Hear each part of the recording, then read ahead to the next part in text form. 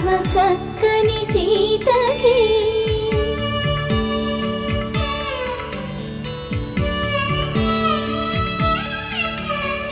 ఎర్ర జాబిలి చేయి రాముడేడని అడుగుతుంటే చూడలేదని పెదవి చెప్పలేమని కనులు చెప్పే నల్ల పూసైనా